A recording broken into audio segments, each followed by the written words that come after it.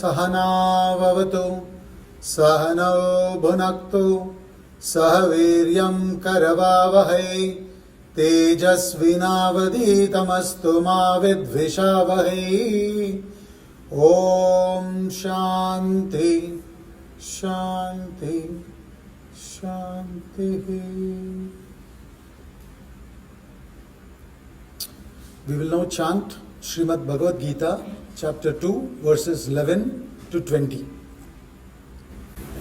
Shri Bhagavanuvacha Ashocyanandvashocastvam Prajñavadamsha bhashasi Gatasuna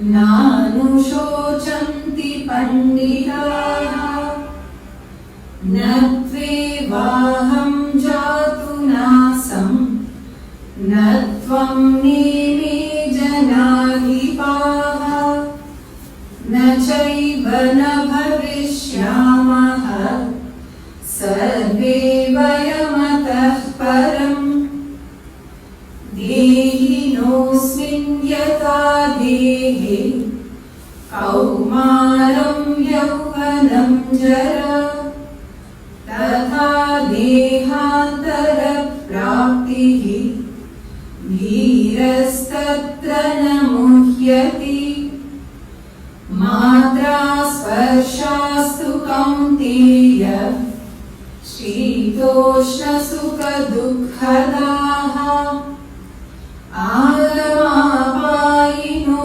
nityaha Tam stitikshasva bharata Vyam hi navyatayantite Purusham purushashabha Samadukha sukham dhiram Somritatvaya kalpate Nasato vidyate bhavaha Nabhavo vidyate sataha Ubhayorapi drishtontaha Tvanayostatvadarshibhihi Avinashitu tadvidhi Yena sarvamidam tatam Vinashamavyayasyasya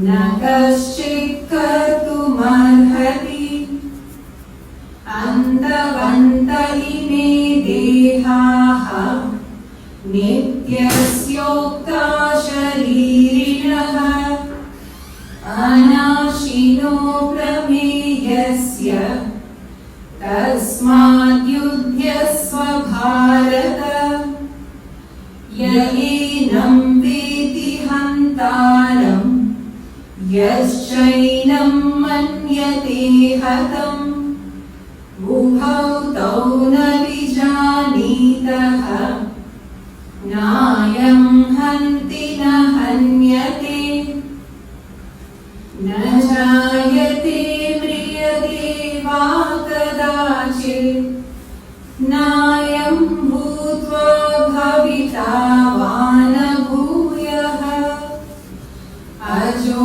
nitya shashvatoyam puranaha Na hanyate hanyamani sharire.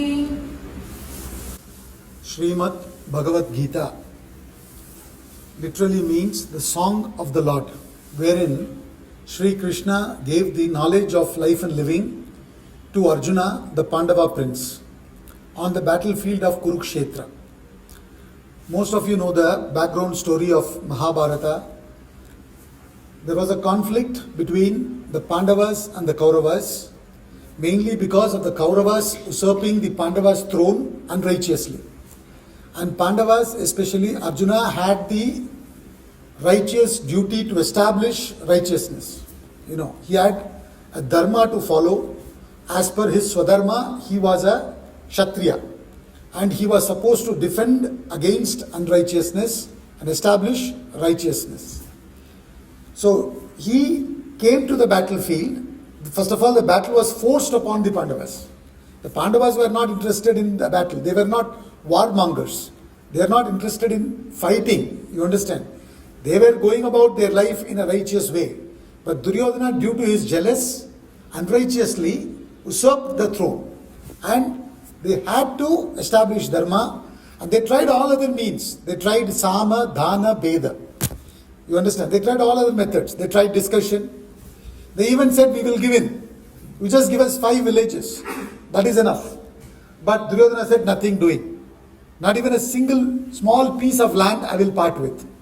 So they were forced with battle. They had to go to fight, to establish righteousness. You understand? So they followed Sama, Dhana, Beda. Beda in politics, trying to split the opposition, to weaken the opposition, to avert the war. So that so many people had to die in the battlefield, if they go for the war. So to avoid that, they can kind of weaken the opposition. So they tried that. They tried to pull Karna on their side and weaken the Kauravas. But Karna said, nothing doing, I'm not going to come on this side. We all know the story, so I'm not going to the details of it. So therefore, Sama did not work because Duryodhana was very stubborn. Dhana did not work, again because of Duryodhana's attitude. And Beda did not work because Karna did not yield. So now what else to do? Last option is Danda, which is war. So Shakespeare says, beware of entrance to a quarrel. Being in, beareth that the enemy beware of thee. Meaning, you don't start the war, you don't get into a quarrel. But when it is forced upon you, you have to face it. You have to face the challenges of life. So therefore, they had to fight. So when Arjuna came to the battlefield to face the Kauravas, he succumbed to his own emotions. He saw his own guru, Dronacharya, and his great-grandfather, Bhishma Pitamaha, on the other side. On the side of the Kauravas. So he started thinking about his past, how he grew up on their laps, what all he learned from Dronacharya. So his emotions took over. He became completely overpowered by his emotions and he was completely stressed out. He could not fight. He tried to justify his stance in the entire first chapter. If you see in the entire first chapter, he was trying to justify that it is better for him not to fight. He should give up his arms and go and beg in the forest. Because Duryodhana is not going to leave Arjuna to stay in the kingdom with certain comforts, So he's going to throw him out. So he said it's better for us to go and beg. So he was not able to face his challenge. Now if you see Arjuna's curriculum vitae, that is his profile, he was number 1 in the art of archery. He was number 1 in the art of archery. He was very well experienced in war. He lacked no skill. He had tremendous skill. You understand? So he had the knowledge, he had the intelligence, he had the skill, he had the experience, he had everything. In spite of it, he could not face the challenge. Why? Because where was the challenge coming from? It was coming from his own mind. It was coming from within. He had weakness. He has emotions for his guru, great-grandfather, his relatives. Therefore, he succumbed to his own emotions. So that is why in Hindi it is said, "Dusron ko jay se pehle khud ko jay kare." Before conquering the world, you have to conquer your own mind. That is the bigger challenge. You understand? Arjuna was not well versed in that. He lacked that knowledge. So he needed that knowledge. And many of us are like Arjuna. We are intelligent. But when it comes to acting in the world, we succumb to our emotions. We succumb to our addictions. See, for example, there are doctors who know the ill effects of smoking. You don't have to explain to them how bad is the smoking habit. You understand? Some of them may be cardiologists. Some of them may be oncologists. And in spite of it, they may not be able to control their addiction to smoking. Isn't it? So now, do they lack intelligence? They have intelligence. They are not lacking intelligence. They'll explain to you more than you and me as to how bad is smoking. You understand? But in spite of it, they are not able to bring themselves to control their mind. This is what Bhagavad Gita teaches us. See, Bhagavad Gita is a manual of life. You buy any product in the market, washing machine, refrigerator, a car, even a small ointment when you buy in the medical shop, it comes with a small manual. In fact, some of the ointments, they come with a manual which is written in too many languages. It will tell you how to use that ointment, how to open, how to use, how much to use, etc. Isn't it? So now we are born in this world. We have this body, mind, intellect with which we have to deal with the world, the challenges of the world, and nowhere we are taught about how to face the challenges of life, especially how to face the mind within. In fact, in the Bhagavad Gita, verse number 5, chapter 6, Sri Krishna says, Udared atmanatmanam natmanam avasadayet atmaiva atmano bandhuhu atmaiva ripuratmanaha. Your mind alone is your friend. Your mind alone is your enemy. You got to lift yourself by yourself. You got to gain this knowledge, learn how to live life, understand it, practice it, master it, and contact the world. That's how we are supposed to live. But that's not how we live today. What we do is, we gain the intelligence of the world, and we think we are well equipped to go and face the challenges. Then we go about living in the world, and we go through stress and strain, completely affected, and then think that the problem is with the world. Very few understand that the problem is within me, and then they seek the knowledge little later. And even if some of us seek the knowledge little early, when we are young, others will say, why so young, man? What is wrong with you? Why are you going to Bhagavad Gita class so early in your life? You should learn that after retirement. After 60, after 70, when you are done with all your work, then you should learn how to face the challenges of life. Does it make any sense? Don't you have to learn it when you are young and then face the challenges of life? Rather than learning how to face the challenges of life after having lived your life. And now the body has become old and you are incapable of facing the world. Then what's the point in learning Gita? Independently speaking, better late than never. But ideally speaking, we got to learn and then live. So that is what Bhagavad Gita is all about. So in the entire first chapter, which is called as Arjuna Vishada Yoga, Arjuna was constantly, he first comes to the battlefield. He sees Bhishma, Drona and all of them, succumbs to his emotions, and then he justifies his stance of leaving the battlefield. He says, it's not good for us to fight. I should not be fighting with weapons against these good people. Because if I kill them, I'll be incurring sin. So we should not fight. This was his stance. And he keeps down his bow and arrow. He says, I will not fight. And when he was quiet in the second chapter, which is entitled as Sankhya Yoga, the yoga of knowledge, in the second verse of the second chapter, Sri Krishna whips up Arjuna with powerful words. He says, what are you doing on the battlefield, man? You've come to the battlefield to face the challenges, to establish righteousness, and you're functioning like a coward. Kutasva kashmalamidam vishamesam upastitam anarya jushtam ashwargam akirtikaram Arjuna. What are you doing, man? This is not befitting of an Aryan, of an upright person, of a great warrior. Having come to the battlefield, you got to face the challenge. In short, what he's saying is, you are a coward. You are functioning neither like a man nor like a woman. To say such a thing to a Kshatriya, you better be careful. He'll immediately take his sword and cut your head. You understand? Pusillanimous. He calls him pusillanimous. You're neither a man nor a woman.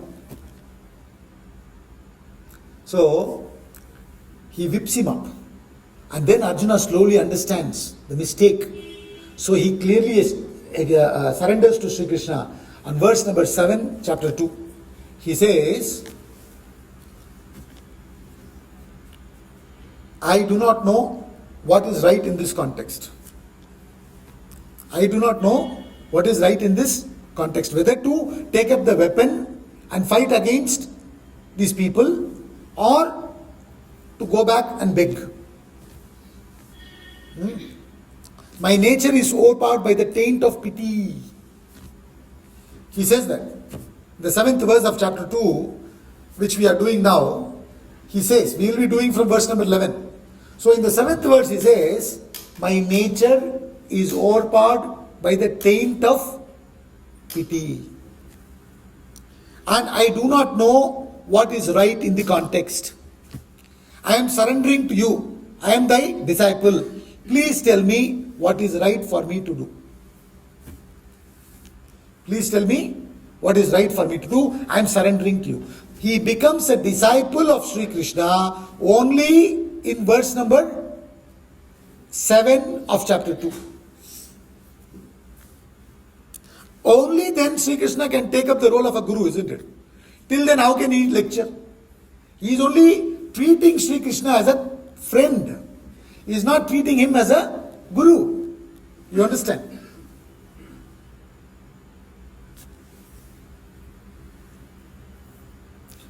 Klaibyam masmagama partha naiva padyupas klaibyam masmagama partha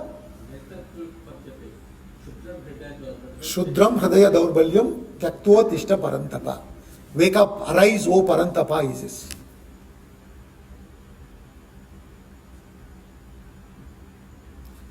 He says, O Arjuna, wake up.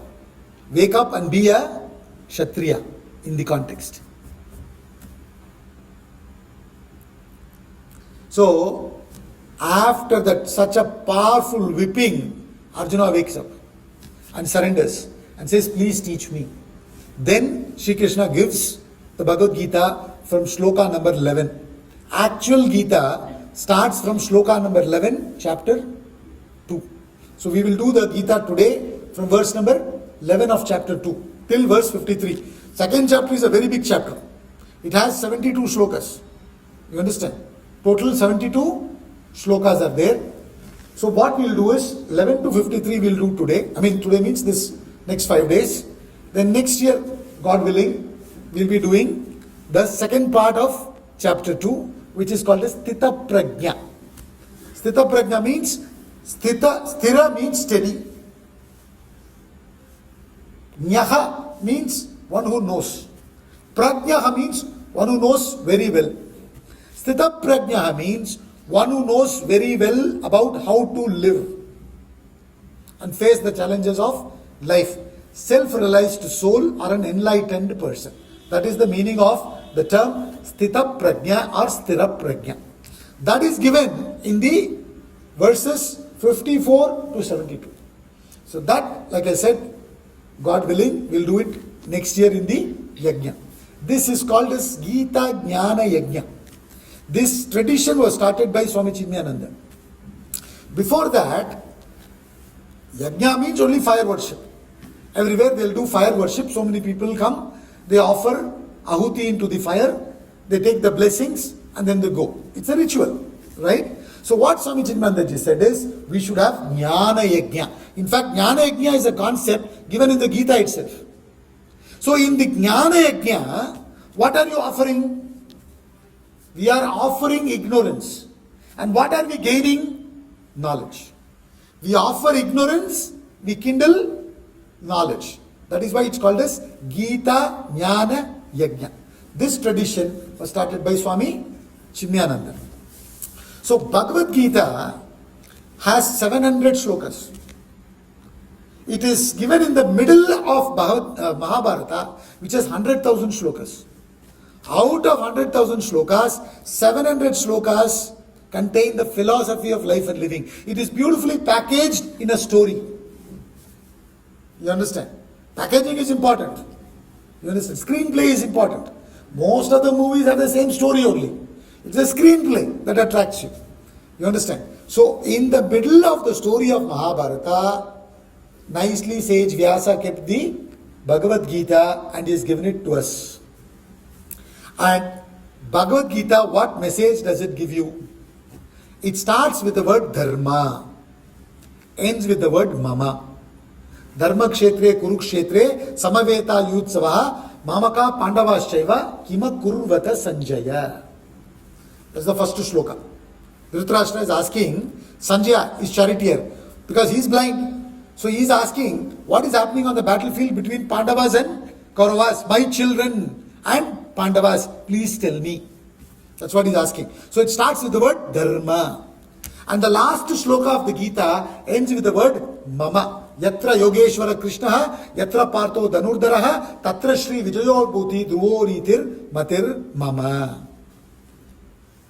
You understand? So what he's saying is, mama means my. Dharma means nature. Dharma means, too many meanings are there. One of the most important meaning of dharma is nature. Mama, dharma. Dharma means nature. Mama means my. So the entire Bhagavad Gita is sandwiched between these two words, dharma, mama. Mama, dharma. You understand? Mama, dharma. See, dharma of sugar is sweetness. Dharma of bitter gourd is bitterness. You take away sugar, sweetness from sugar, it is not sugar anymore. Isn't it? Similarly, you take away bitterness from bitter gourd, there is no point calling it as bitter gourd.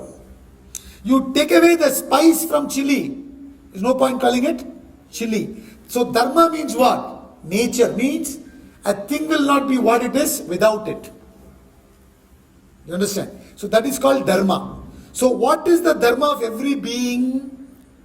According to Vedanta, dharma of every being is divinity, Atma, pure consciousness. All of us are essentially divine. All of us are essentially Atma. You understand? Expressing in various forms with different names. All of us, from that angle, we are called as Nama Rupa. But our essential nature is what? Atma. And which is Paripurna, which is complete, which is infinite. We are essentially infinite. Our original nature is Paripurnatvam. Our original nature is Ananda, happiness. We do not know that we are that happiness. Not knowing that our original nature is happiness, we are seeking happiness externally. This is the problem. How do we say that our original nature is happiness? See, you take a coil spring. This is an example my guru gives. You take a coil spring of 5 feet height. Right? Coil spring, you understand? You imagine there is a coil spring here, 5 feet height. And I compress it to 1 foot. What will happen? What will be there? There will be pressure on my palm. Isn't it? The original height of the coil spring is what? 5 feet. I am compressing it to 1. There will be pressure. I release it to 2. What will happen? Less pressure, but pressure is still there. I release it to 4. Pressure has reduced quite a bit, but still the pressure is there. I release it to 5. Will there be pressure? No pressure. Why? Because it has reached its original state, original height. Similarly, there is pressure in all of us for pleasure. There is pressure in all of us for happiness. Until we reach that happiness, which is our original state, there will be pressure. You understand?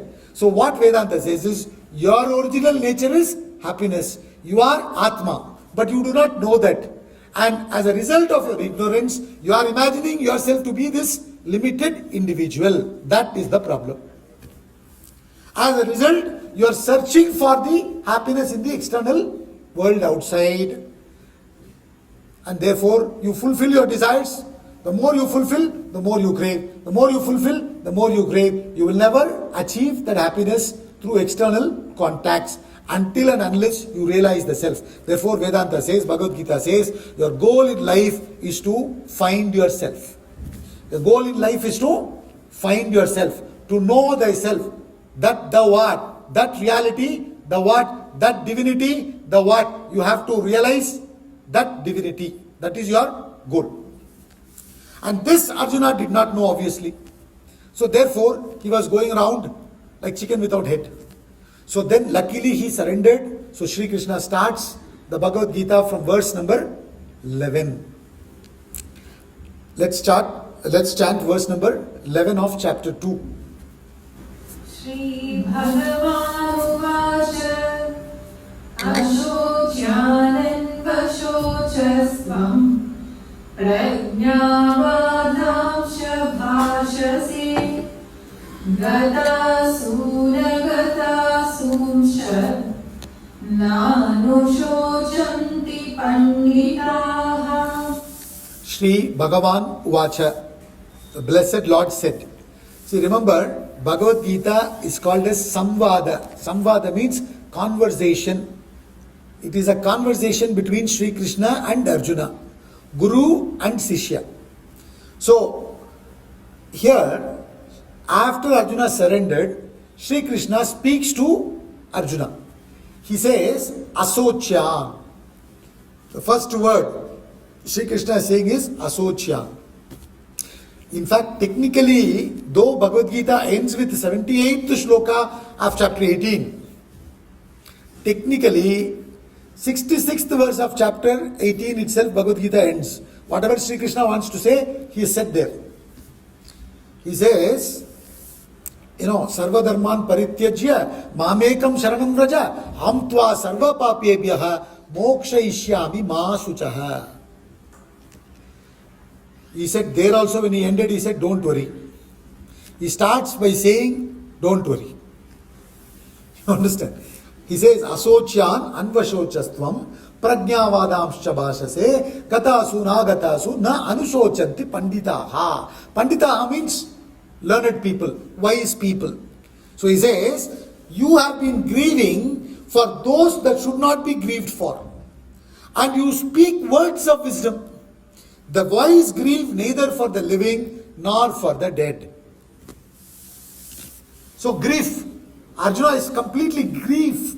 He is in total grief. You understand? What does grief do? When grief takes over your personality, you will not be able to function. You won't be able to do your duties. You understand?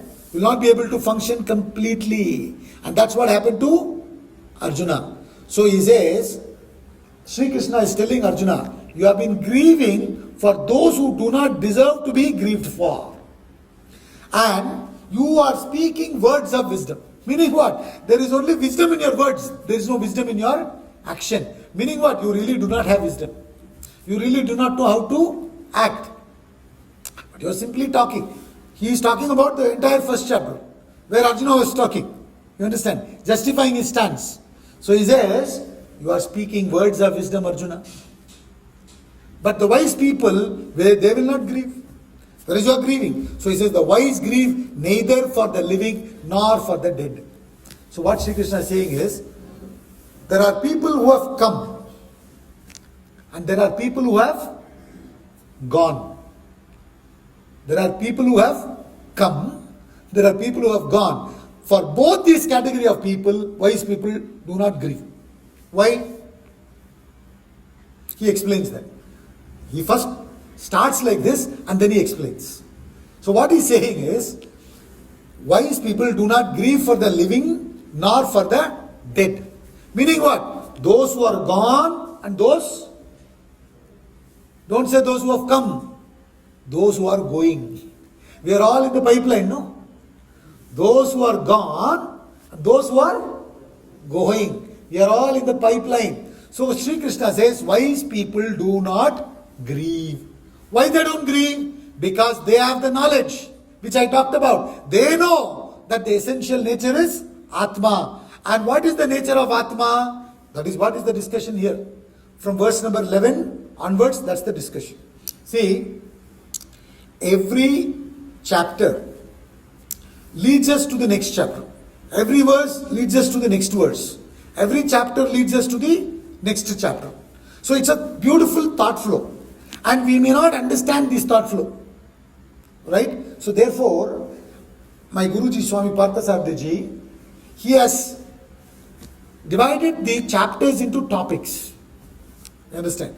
And through the topics, he is explaining to us what the entire thought flow of this chapter is all about.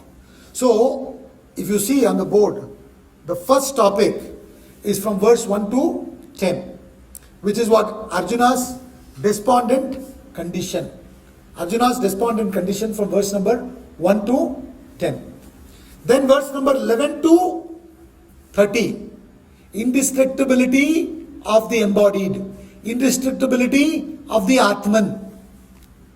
And verse number 31 to 40, the third topic, your duty to act. Then verse number 41 to 44, desire ridden actions. Verse number 45 to 53, desireless actions lead to self-realization. Then verse number 54 to 72, description of an enlightened soul. This is the third floor. So now we are in which topic? Indestructibility of the embodied. Indestructibility of the embodied means what? Indestructibility of our original nature. Our original nature is indestructible. This nature, this going and coming nature, body, mind and intellect is destructible. This has a beginning, this has an end. But Atma, which is our original nature, has no beginning, no end. That is what he is saying. This the wise people know. Therefore they don't grieve for anyone. See here, when he says, you have been grieving for those who do not deserve to be grieved for. When he says, probably he is saying, you should not grieve for Kauravas who are evil people. No. He is saying, even for good people's death, you should not grieve. Sorrow is alright. See, this is another problem. A lot of us misunderstand. Oh, when Sri Krishna says, you should not grieve, does it mean that we should not have emotions? That is not what the Gita is saying.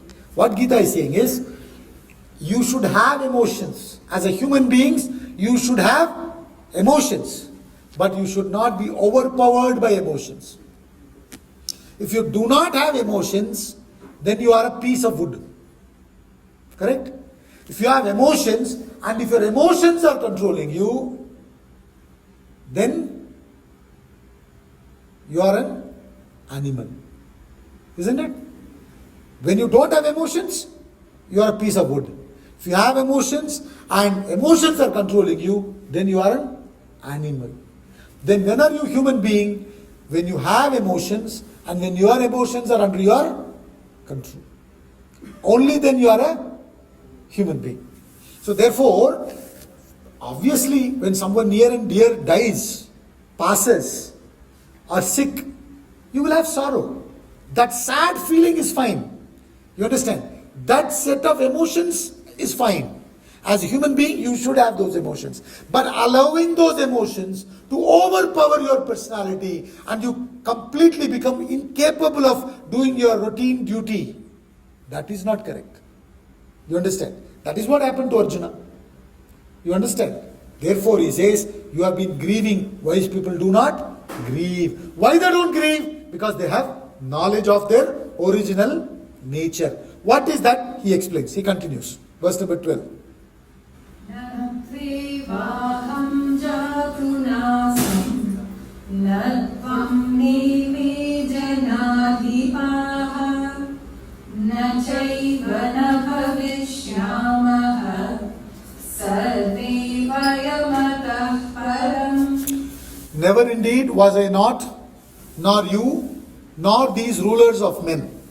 Also none of us will cease to be hereafter. He's telling, never indeed, in time, never indeed was I not, nor you, nor these rulers of men, also none of us will cease to be hereafter. See, when he says, never indeed was I not. So, maybe you will think, oh, Sri Krishna is speaking. So, Sri Krishna is God. He is Avatara Purusha. That's how we are brought up. You understand? So, therefore, He is always there. That's not a problem for us. Never indeed was I not. Means He is always there. But then He immediately says, nor you. Whom is He talking to? He is talking to Arjuna. He is telling Arjuna, you were also there always. Never indeed was I not, nor you, nor these rulers of men who are assembled on the battlefield. In short, what he's saying is all of us are always there. Now, obviously, when he's saying all of us are always there, he's not referring to the physical form. Are you getting it? What is he referring to? He's referring to the Atma, the self. So, never indeed was I not, nor you, nor these rulers of men. Also, none of us will cease to be hereafter, in future. In the past we were there, we are there in the present, and in future we will continue to be.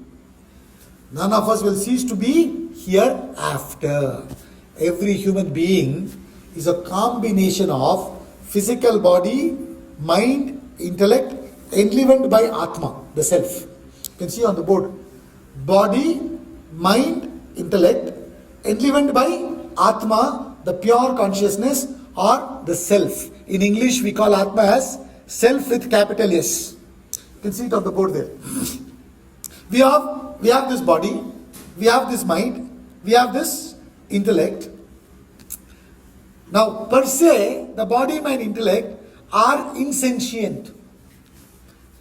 Per se, the body, mind, intellect are insentient. But when the pure consciousness functions through the body, mind, intellect, they become sentient. Yesterday I gave the example of the bulb. When you buy the bulb from the shop, it's not glowing, isn't it? But when you connect it to the electricity, it starts glowing. Similarly, the body, mind, intellect per se, they are insentient. But when the pure consciousness, Atma, functions through the body, mind, intellect, then there is life. There is scintillating experience of life. And so therefore, who are we? Be and my plus self. Body, mind, intellect plus Atma. That is what you, that is what me, that is what all of us are. Right? And we don't identify with the Atma. We identify with the body, mind, intellect. So I think I am this height, I am this weight, I am this color, I am this age, etc. But Sri Krishna is saying, you should not identify with the body, mind and intellect. You should be identifying with the Atma. You understand? See, Arjuna's problem was beautifully diagnosed by Sri Krishna. This problem Swami Chinmanandaji calls as Arjuna disease. And the solution given by Sri Krishna for such a disease, Swami Chinmanandaji calls it as Krishna cure. Krishna cure for Arjuna disease. And all of us suffer from Arjuna disease. What is that? Grief. Isn't it? Something happened in the past, we are still grieving. It's affecting us. It takes a long time. It may take months or years for us to get back on track. So all of us are suffering from grief. What is the cause of grief? Huh? Excellent. That lady said it correct. Attachment. That is the cause of grief. And how does attachment come about? Ignorance of your true nature, not knowing that you are infinite, paripurna, limitless. You imagine yourself to be this limited individual, right? As a limited individual, there is a imagined lack to fill. Therefore, your thoughts are running constantly towards the world to find fulfillment. You understand? And when the thoughts are running, initially it's called attachment. When the thoughts are running towards the world, initially it's called attachment. Then later on it's called as desire. Right? So, ignorance causes attachment. Attachment causes grief. You understand? Therefore, if we have to cure grief, we have to cure attachment. If you have to cure attachment, you have to cure Ignorance. Ignorance of what? Ignorance of our true nature. What is the direct antidote for ignorance? What cures ignorance? Knowledge. What cures darkness? Light. What cures ignorance? Knowledge. Therefore, in the beginning, starting from verse number 11, as soon as Arjuna surrendered, Sri Krishna starts with higher knowledge. That's the reason why he gives the highest knowledge straight away. Straight away he is giving higher knowledge, na? That you are Atma to Arjuna. Why? Because if you understand and identify from that angle, then you will not have attachment. See, when you are playing the role of a chairman of an organization and you are going into the boardroom, there's a very important board meeting there. You are going to the boardroom, there are so many board members. One of the board members may be your own son. You understand? He is also an executive director, so he is also a board member, let's say. Now he may have his opinion. Other board members may have their opinion. All of them have given their opinions. Now you as a chairman should not get into personal thing. Oh, he's my son. Whatever views he gave, I should go by that. No. What is in the interest of the organization, of all the opinions given, what is in the interest of the organization, as a chairman, I must take that decision accordingly, isn't it? So when I identify with my role correctly as a chairman, then I will not give in to my personal attachments. Are you with me? But when I don't do that, then I give in to my personal attachments. This is exactly what has happened to Arjuna. Instead of understanding about his original nature and identifying with Atma, he identified with Arjuna. Who is Arjuna? The great grandson of Bhishma, disciple of Drona, and all these people are his cousins, his friends. So he starts getting attached. As a result, he suffered from grief. Therefore, he needs to be taught this higher knowledge. So Sri Krishna is teaching this higher knowledge here. So he says, never indeed was I not, nor you, nor these rulers of men, and none of us will cease to be hereafter in future, Arjuna. And he continues, verse number 13. Dehinosmin yatha dehe kaumaram yauvanam jara tatha dehantara praptihi dhirastatra namuhyati. Just as the embodied passes through childhood, youth and old age in this body, so does it pass into another body. There the wise one is not grieved. So the wise people not only know from the absolute point of view that everyone is essentially Atma, which is now manifesting through the body, mind, intellect, which he calls as embodied. You understand? So he says, now the Atma is embodied, as it were. Now the Atma, the pure consciousness, is embodied as it were. The electricity is embodied as it were through the bulb. Similarly, the Atma is embodied as it were through the body, mind and intellect.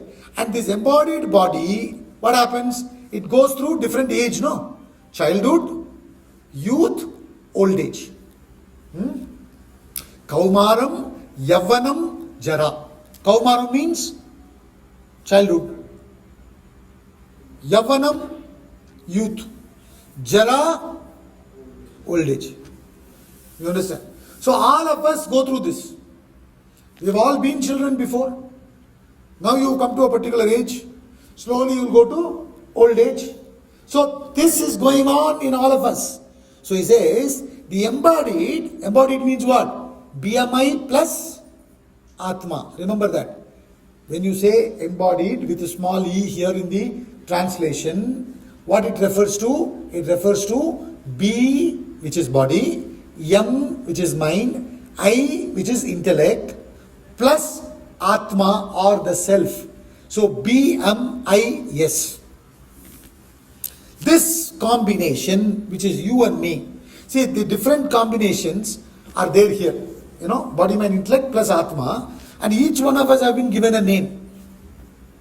Right? Now, all this combination is referring to as embodied. And this goes through modifications. Change. Kaumaram, Yavanam Jara. And he says, not only that, afterwards what happens? After Jara, he nicely puts it, he says, it passes into another body. It passes into another body means what? Death happens.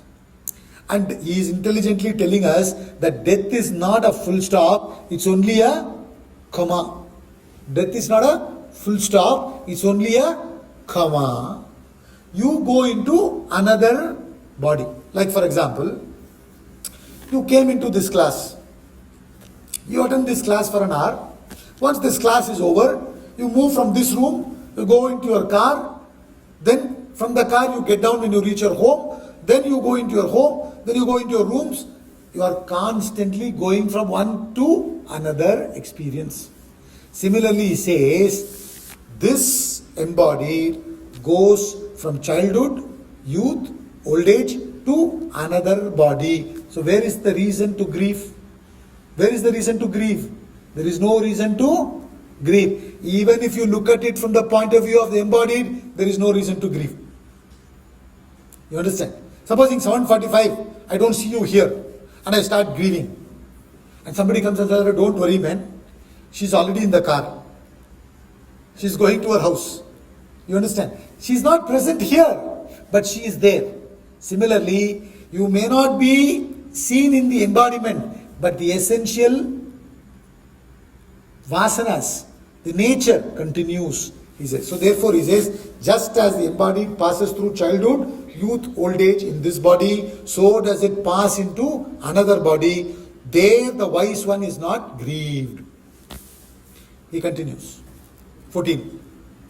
Matra sparshastu kaunteya Shitoshna sukha dukkadaha Agama nityaha Tam stitikshasva bharata. So what should you do? If I should not grieve, what am I supposed to do? He says, Matras parshastu kaunteya shitoshna sukha dukkadaha agama payinaha anityaha tam titikshasva bharata. He says the sense contacts, O Kaunteya. Kaunteya is another name of Arjuna. Kaunteya means Kunti Putra. O Arjuna, Kunti Putra. The sense contacts, Matras parshastu Kaunteya Shita Ushna Sukha Dukkadaha. Shita Ushna means what? Shita means cold. Ushna means heat. Sukha Dukkha, pleasure, pain. They give you heat and cold, pleasure and pain. And what category do they belong to? Agama Payinaha. They come and go. Anityaha. Tam titikshasva bharata. They are impermanent. Therefore, what you are supposed to do? Endure them, O Bharata. Another name of Arjuna, O Bharata, Basirata, one who revels in the light of consciousness. So he says, when you are functioning through this body, mind, intellect and contacting the world, when you contact the world, what experience do you go through? Heat and cold. And heat gives pleasure sometimes. When does it give pleasure? During winter. It gives pain during summer. Cold gives pleasure during summer. Pain during winter. Therefore he says, Shita Ushna Sukha Dukkha. Heat and cold is only one experience he's giving. In other words, all the experiences that we go through in this world are all pairs of opposites, which sometimes gives joy, sometimes gives sorrow. When Aurangzeb was born, his father, Shah Jahan, would have been very happy. Isn't it? What happened to him later on? The same son imprisoned him. You understand? So what was source of joy could later on become source of sorrow. What is joy today can become sorrow tomorrow. What is sorrow today can become joy tomorrow. It keeps on changing. Nothing is permanent. Friends become foes. Foes become friends. You know, many years ago when we were all growing up, India was aligned with Russia, not with America. And Pakistan was aligned with America. So when Olympics used to happen, and Germany was also divided. West Germany, East Germany. East Germany was with Russia, West Germany was with America. So when the Olympics happen in Russia, India participates, East Germany participates, West Germany will not participate, Pakistan will not participate, America will not participate. And same thing when it happens in America. So in other words, that was some other time, right? Now, what happens? Now India and America are talking about friendship and so many things. So things keep on changing. Nothing is permanent in this world. So when you, functioning through this body, mind, intellect, contact the world, you go through pleasure and pain, joy, sorrow, honor, dishonor, censure, pain, censure and praise. All these you keep on going through. But you should not get affected by them. What you should do? You should endure them. Because you cannot change it. What you cannot change, you should endure. What you cannot cure, you should endure. So he says, understand. Endurance means what? Titiksha is a beautiful word in Sanskrit, which means putting up with inconvenience cheerfully. Putting up with inconvenience cheerfully. Inconvenience, titiksha. Titiksha. Titiksha means putting up with inconvenience cheerfully. How do you do that? You put up with inconvenience cheerfully with the knowledge. What is the knowledge? That this difficulty will also pass. There's a beautiful poem called Even This Shall Pass Away. There was a king in Persia who had a ring on his ring finger. On the ring, there was 5 words engraved. Even this shall pass away. During good times, he used to look at it. Even this shall pass away. During bad times, he will look at it. Even this shall pass away. Everything will pass away. Even bad times will pass away. You understand? So once you understand that, with that knowledge, you have to put up with inconvenience cheerfully. It's a beautiful quality. In fact, we should say that as Indians, we have these qualities. I don't know whether we still have it, but we used to have it. What is that? See, when we were growing up, suddenly relatives used to come. Our house can probably accommodate only 4 people. Already we are 3. Maybe one more person can be accommodated in the house. But 5 people have come. You understand? He said, no problem, please come. We'll stay together. We'll put up with inconvenience, difficulty, cheerfully. You understand? This quality is there in us, but it should not be mechanically present.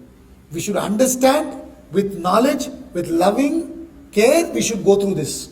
So therefore he says, oh Arjuna, understand that nothing is permanent. Everything is constantly going. Even this difficulty will go, then sukha will come. Then sukha will also go, then dukkha will come. So don't get excited when sukha comes. Don't get dejected when dukkha comes. Face the challenges.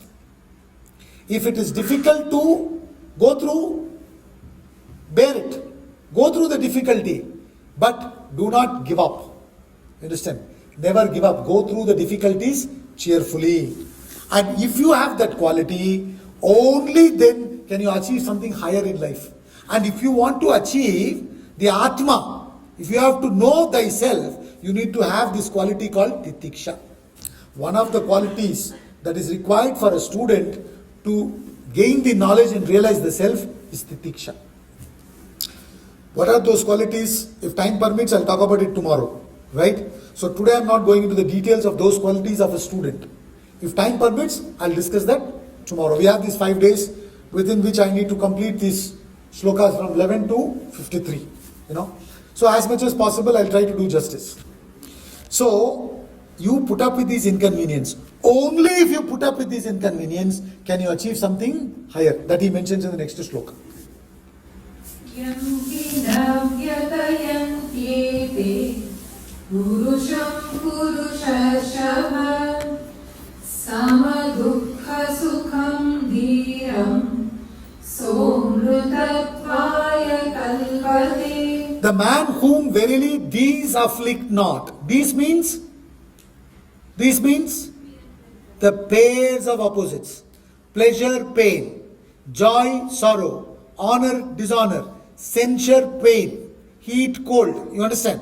All these pairs of opposites. The man whom these afflict not, O Purusha Vishabha, O bull among the beings. Bull among beings, balanced in pain and pleasure, being steadfast, he is fit for immortality. A person who is able to be balanced in both pleasure and pain, such a person is only capable of achieving immortality. Amrutatvam. Mrita means death. Amrita means deathlessness. What is deathlessness? Knowing that you are Atma, which has no beginning, no end, which has no birth, which has no death. So as Atma, all of us are deathless. But to know that, you have to put up with inconvenience cheerfully. If your focus is so much on these inconvenience aspects, then how will you be able to focus on the higher? Not possible. Constantly complaining, this is not there, that is not there, this facility is not there, that facility is not there, which means your focus is not in the knowledge. As a student, when you go to the college provides you facilities as much as possible. You understand? But there will be certain inconveniences. Maybe few days, some days, suddenly electricity cut is there, power cut is there. Now what do? You have to put up with inconvenience cheerfully. Because what is the purpose? Why am I here? I am here to gain the knowledge. So, even if there are certain difficulties, I should not bother. I should focus on the gaining knowledge rather than getting distracted by the difficulties. Only if I have those capabilities, I can achieve something higher. Isn't it? If I'm constantly bothered about these facilities in life, I will never be able to achieve something higher. This is what we call as tapas. If you can't go through that inconvenience, how will you achieve something great? In fact, inconveniences make you strong. Isn't it? What they say is, when the going is tough, tough gets going. Don't they say that? When the going is tough, tough gets going. So when we bring up our children, in fact, if you start pampering them with all the facilities, you will actually weaken them. You understand? You do your best, but also understand that it is good if they go through some difficulties, so that they learn to put up with those difficulties cheerfully in life. If you say, they should not go through any difficulties, everything I have to pamper, then what will you do? You will be destroying your children. Therefore, he says, if you really want to achieve something in life, you need to learn to put up with inconvenience cheerfully. Next shloka, verse number 16. Nasato vidyate bhavaha, na bhavo vidyate satah, ubhayorapi drishtontaha, tvanayosattvadarshibihi. The unreal has no existence. The real never ceases to be. The truth about both these indeed has been seen by the seers of the truth. See, this shloka is a very, very important shloka. Like that, there are many shlokas in the Gita which is very, very important. So, every now and then when we go through such shlokas, I will be mentioning them. So, he says, Nasato vidyate bhavaha, na bhavo vidyate sataha, ubayorapi drishtontaha, tvanayos tattva darshibihi. Sat, asat. We should understand these words. Sat means truth. Asat means untruth, unreal. Sat means real, asat means unreal. So what he says, the unreal has no existence. The unreal never exists. For example, have you ever seen horns of a man? Have you ever seen horns of a man? There is no horns for a man, it doesn't exist. Understand? The unreal has no existence. The unreal never exists. And the real never ceases to be. The sense, that which is will always be. The definition of reality is what? That which existed in the past exists now and will continue to exist in future. That which existed in the past continues to exist now and will continue to exist in future. That real will always exist. So what he says is, real always exists, it never ceases to be. Unreal never exists. The truth about this indeed has been known by the seers of truth. Tattva darshibihi means one who sees the essence, not one who sees the superficial aspects. Now what he's trying to say is, the problem here is, do you see Atma? Don't say yes, I'll be shocked. Understand? Do you see Atma here? You don't see. But do you see the body, mind, intellect? Yes. The body, mind, intellect you very much see. So the body, mind, intellect he is calling as asat, unreal, which actually doesn't have existence. Okay? And the Atma, which is Sat, which actually has existence. So what is the problem here? That which is, we are not able to see, we can't see.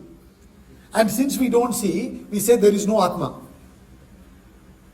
Right? And since we see body, mind, intellect, we say there is. So in short, what he wants to see is, it seems as if the Asat is existing and Sat is not existing. But if you carefully scrutinize and see, then you will understand that actually Sat alone is, Asat is actually not there. It's like, I'll give you one example. See, these are little important shlokas, so please concentrate. In our weekly classes, these shlokas we do one full class. One full class we do this shloka, sometimes 2 classes also. It is that deep, these shlokas. So, but here we are giving to give a taste of Gita. You understand? So that we can continue studying throughout the year. That's the idea, to inspire ourselves to get into the Gita study. So what he's saying is, see, when you see the moon, there is light coming from the moon, it seems. Isn't it? When we see the moon, it seems there is light coming from the moon. Is there light in the moon? No. It is the light coming from the sun. It is getting reflected through the moon. Isn't it? But when we see the moon, so many songs are also written, no? Moonlight. In the moonlight, the lovers were sitting on the beach, seashore, etc., etc. So many songs are there. But is there light in the moon? There is no light in the moon. But it appears to be there. You understand? Similarly, what he's saying is, today you have taken this body, mind, intellect to be real. But it is actually unreal. Then what is real? Atma is real. And what is the definition of reality? That which existed in the past, exists now, will continue to exist in future.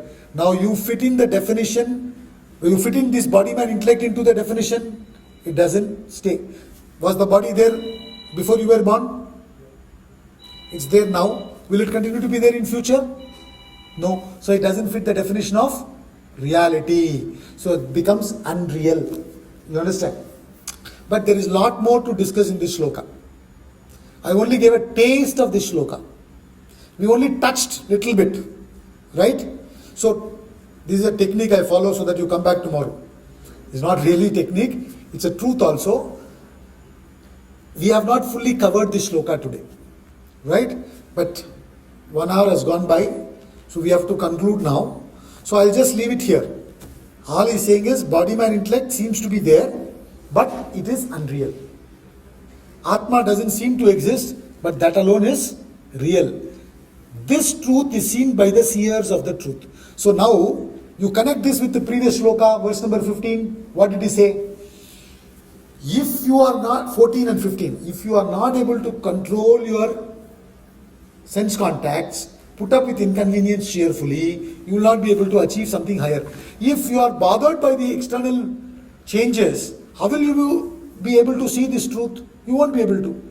Like every one of us thought that light is coming from moon, only few scientists later on told us light is not coming from moon, it is actually coming from sun. You understand? We would have been also like that, we are also like that today. Therefore he says, you got to keep your mind calm and then you apply yourself, then you will understand what he is trying to explain. We'll explore it a little more in detail tomorrow. Let's now conclude the class with a small prayer.